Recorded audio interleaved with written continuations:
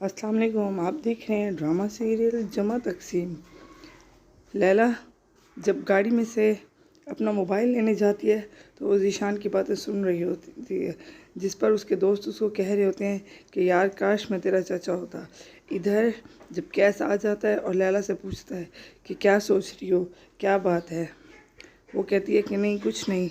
लेकिन फिर वो कहती है कि ये ज़ीशान इतनी देर तक घर क्यों आता है, वो अपने दोस्तों के साथ क्यों बाहर इतनी देर तक रहता है, वो ये पढ़ाई घर में भी तो कर सकता है।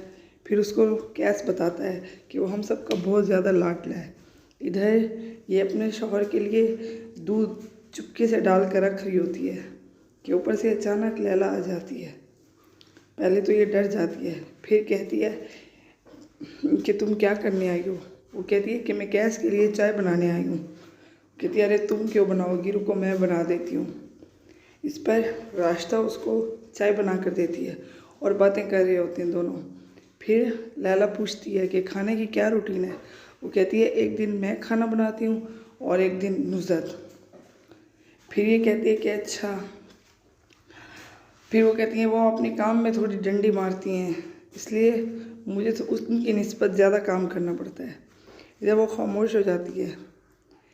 फिर लैला को ख्याल आ रहा होता है कि मुझे तो कपड़े धोना नहीं आते, मेरे घर में कैसे मुलाजमा कपड़े धोती थी। वो बताती है रास्ता कि सब कपड़े अपने अपने खुद धोते हैं, बाकी काम मिलजुल कर करते हैं। बस ये चाय लेकर अपने रूम में आ जाती है, आकर कैस को देती है चाय।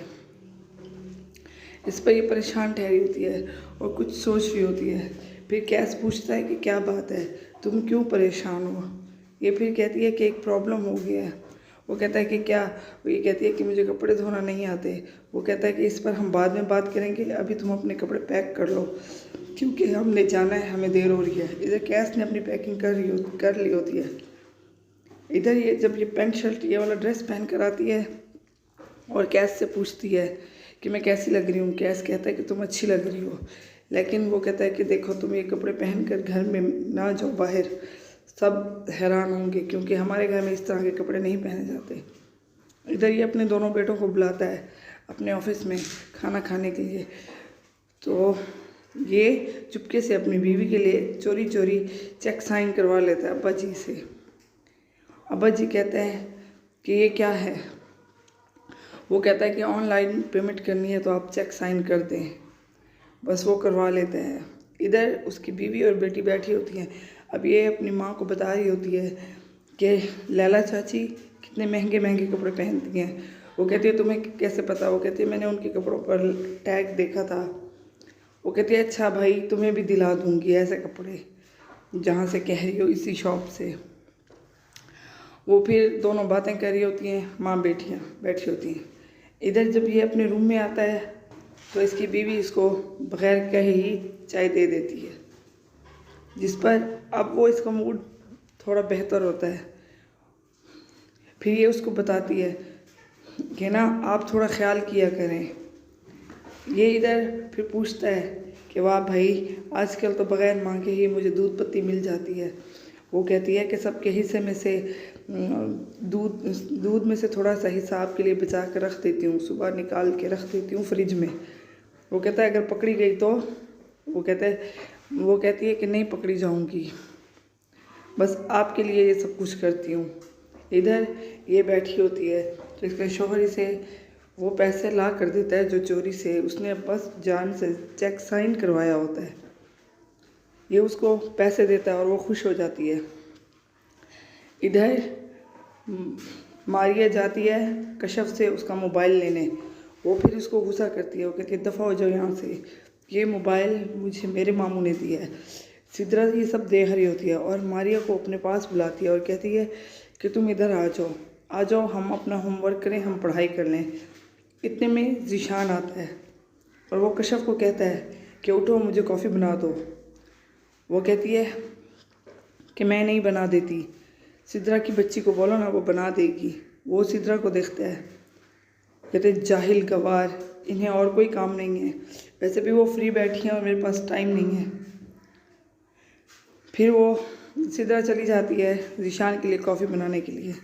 इधर जब ये हनीमून से वापस आते हैं लैला और कैस, वो सबके लिए गिफ्ट्स लाए होते हैं। वो बच्चों के लिए चॉकलेट्स का पैकेट लेकर आते हैं। जैसे ही लैला मारिया को देने लगती है तो इसकी दादी कहती है कि ये मुझे दे दो, मैं सारे बच्चों को खुद ही बांट दूंगी। इधर वो सबके लिए गिफ्ट लाई है। सब अपना अपना गिफ्ट देखकर खुश हो रहे होते हैं। ये भी खुश हो रही होती है अपना गिफ्ट देखकर। फिर ये सारे बातें कर रहे होते हैं तो बस कैस कहता है कि भाभी मुझे चाय पिला दें। वो कहती है कि ये क्या बात हुई कैस, तुम तो आते ही बहकी बेगानी बातें करने लग गए हो। तो बस वो फिर इस तरह की बातें कर रहे होते हैं कि अब्बा जान उनको कहते हैं कि भाई देखो, हमारे घर में ना मिलजुल कर रहा जाता है और इकट्ठे काम होता है, काम पर हर वक्त बहस हो रही होती है। इधर ये दोनों बैठे होते हैं और वो कहती है कि देखो, एक दिन सबकी बारी होती है काम करने की, लेकिन मुझे तो कपड़े धोना नहीं आते। वो कहते हैं कि अच्छा देखो, इसका भी कोई हल निकाल लेंगे, तुम परेशान ना हो। वो कहती है कि और मुझे खाना भी कुछ ख़ास बनाना नहीं आता। वो कहता है आहिस्ता आहिस्ता सब सीख जाओगी। इधर फिर वो कहते हैं कि देखो, ये जो जॉब करने की बात की है तो क्या आप जॉब करने की इजाज़त दे देंगे। इधर ये दोनों नुज़रत राशिदा को कह रही होती है कि तुम्हारी देवरानी के बड़े नखरे हैं, डिग्री का रोब जमा रही है। भाई हम भी तो पढ़ी लिखी हैं, मुझे कितना शौक़ था टीचर बनने का, हमने तो कभी नहीं की जॉब और ना ही ये नाज नखरे किए हैं। इधर ये चुप करके सुन रही होती है राशिदा। वो कहती है कि नहीं, उनकी सास कहती है कि नहीं, हम नहीं उसको जॉब करने की इजाज़त देते। बेशक वो कैस के साथ पढ़ी है, उसका ये मतलब नहीं है कि वो अब मर्दों के साथ ही नौकरियां करते फिरेगी। नहीं, हमारे ख़ानदान की औरतें नौकरियां नहीं करती। हम जिस तरह घर में हैं वो भी घर में हमारे साथ रहेगी और घर के काम करने में तुम लोगों की मदद करेगी। ये तो वैसे ही काम चोर है। अभी खुश हो रही है कि भाई ठीक है, मुझे एक दिन और रेस्ट करने को मिल जाएगा। इधर अब ये उसके लिए थोड़ा परेशान होती है कि देखो, उसको तो काम करना नहीं आता। फिर ये इधर आती है। अब उसको खाना मिला है आज लैला को, अरवी, बैंगन और कोरमा। इन तीनों में से कुछ भी बनाना नहीं आता इसको। और ये उसको कहती है कि मैं तुम्हारी मदद करती, लेकिन आज मुझे मशीन लगानी है, अब तुम्हें अकेले ही खाना बनाना होगा। ये उसको सारा समझा रही होती है अपने घर का निज़ाम। वो कहती है कि देखो, राशिदा भाभी ने किस तरह डंडी मार ली, सुबह सुबह का नाश्ता ले लिया। हमारे घर में कितने लोग हैं, कोई भी सुबह नाश्ता नहीं करता, बच्चे दूध पी कर चले जाते हैं। फिर मेरी बारी आई है दोपहर के खाने की। चलो जैसे तैसे मैं दोपहर का खाना ला, लेकिन सारे मर्द इकट्ठे होते हैं शाम के टाइम पे। शाम के टाइम पे बिल्कुल भी खाने में लापरवाही नहीं कर सकते। वो इसको इस तरह की बातें समझाती है। इधर ये परेशान हो जाती है, आकर कैस को कॉल करती है कि कैस, मुझे तो 14 लोगों का खाना बनाना नहीं आता और मुझे खाने का मेन्यू मिली है अरवी, बैंगन और कोरमा। अब मैं क्या करूं। मैं एक काम करती हूँ। वो कहती है कि मेरे पास ना एक आइडिया है। कैस कहता है कि क्या। वो कहती है कि हम खाना बाहर से ऑर्डर कर लें। फिर कैस उसको प्यार से समझाता है कि देखो, नहीं, हम इस तरह नहीं कर सकते। बाहर के मिसाले अम्मा अब्बा को रास नहीं आते, ये उनके साथ धोखा हो जाएगा। फिर ये कहती है कि अच्छा, मैं एक काम करती हूँ कि मैं अपने घर से खाना मंगवा लेती हूँ। मम्मा को कहती हूँ कि वो खाना भिजवा देंगी ये सब कुछ। फिर ये अपने ऑफिस से बाहर आ जाता है और उसको आकर समझाता है कि देखो, अंकल आंटी क्या सोचेंगे कि हमारे घर का खाना उनके घर से आ रहा है, ये तो कोई अच्छी बात नहीं है। फिर लैला को समझ आ जाता है कि हाँ। वो कहता है तुम जो कुछ भी बनाओगी मैं तुम्हारे साथ हूँ, बेस्ट ऑफ लक। फिर अब ये बैठी होती है और ये किचन में जाती है। जमीला को कैस कहता है कि अपने साथ कर लो। अब ये जमीला को अपने साथ किए हुए है और ये परेशान हो रही है कि कहाँ से शुरू करे, इसको तो समझ नहीं आ रहा। फिर ये नेट पर देखती है कि किस तरह क्या करूँ। फिर ये अब खाना बनाने के लिए जमीला को कहती है कि मुझे सब्ज़ी बना दो। वो इसको सब्ज़ी बना कर देती है। वो पूछती है कि बाजी कितने प्याज काटूं? कहती है 2। फिर कहती है 6। अच्छा नहीं 4 काट दो। वो इसको प्याज काट के देती है। फिर ये खाना बना रही होती है। इधर पहले ये चावल बॉईल करती है, फिर कोरमा तैयार करती है, वो इसको प्याज काट के देती है। फिर ये अरवी की सालन बनाती है। प्याज कट करवा कर फिर ये अब ठहरी होती है, आटा गूंदने वाली है, आटा गूंदती है इधर। फिर ये इसने कोरमा बना लिया है, खाना बना रही है। और फिर चावल भी इसके तैयार हो गए। अब एक सालन तो इसने तैयार कर ली है, लेकिन फिर अब बारी होती है बैंगन की। अब ये बैंगन बना रही है। बस खाना बन गया है और सबको ये सर्व करती है। सारे लोग अब टेबल पर बैठे हैं और खाने को देख रहे हैं।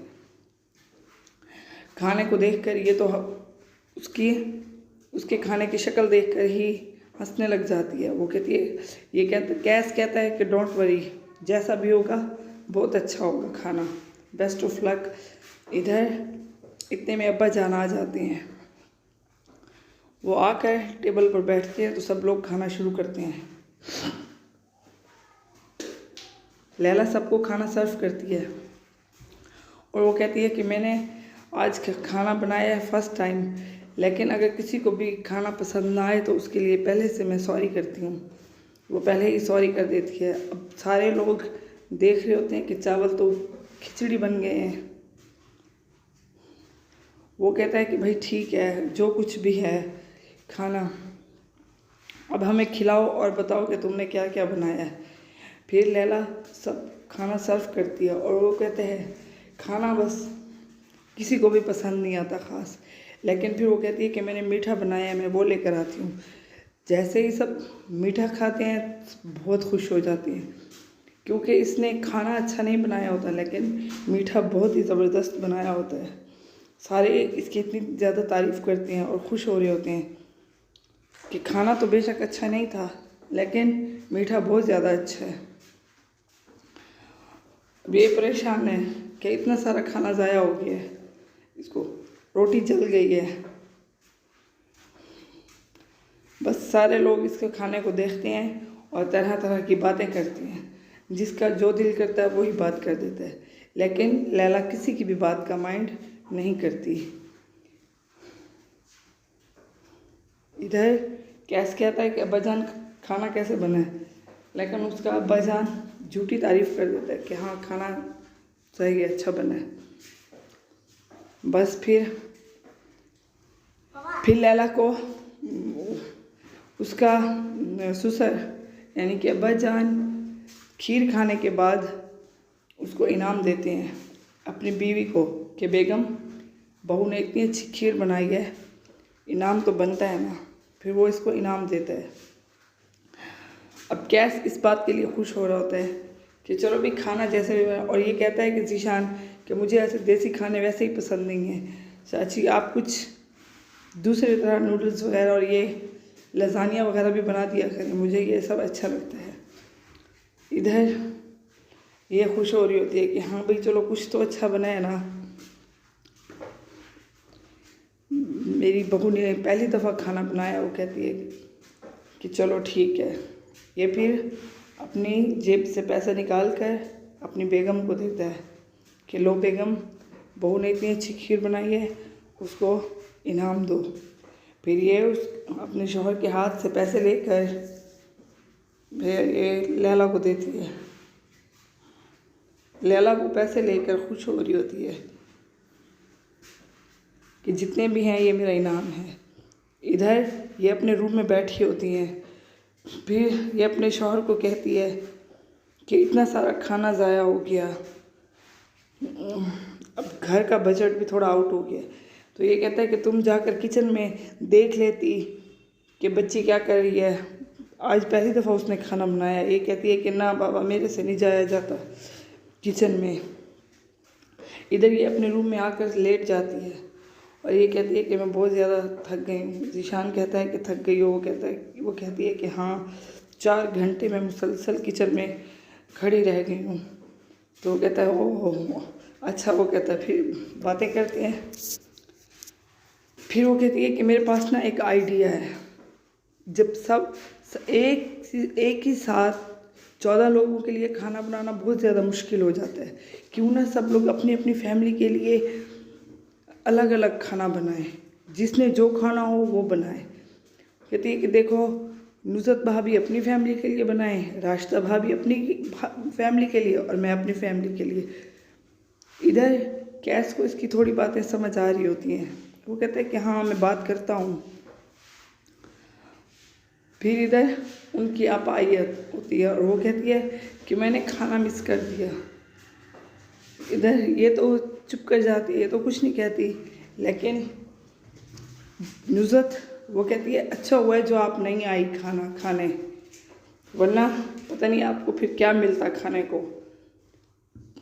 उसकी सास कहती है कि नहीं बेटा ऐसे नहीं बोलते, लेकिन उसने खीर बहुत मज़े की बनाई थी। वो उसको बता रही होती है अपनी बेटी को, ज़बरदस्त खीर बनाई थी। ये सब लोग बातें कर रहे होते हैं कि इतने में कैस आ जाता है, अपनी बहन से मिलता है और उसकी बहन कहती है कि आओ हमारे साथ बैठो। फिर ये बैठता है और अपने दिल की बात उनसे शेयर करता है कि क्यों ना सब लोग अपनी अपनी फैमिली के लिए अलग अलग खाना बनाएं। सारे लैला का ख्याल है कि नुसरत भाभी अपनी फैमिली के लिए बनाए खाना और राशिदा भाभी अपनी फैमिली के लिए और लैला अपनी फैमिली के लिए।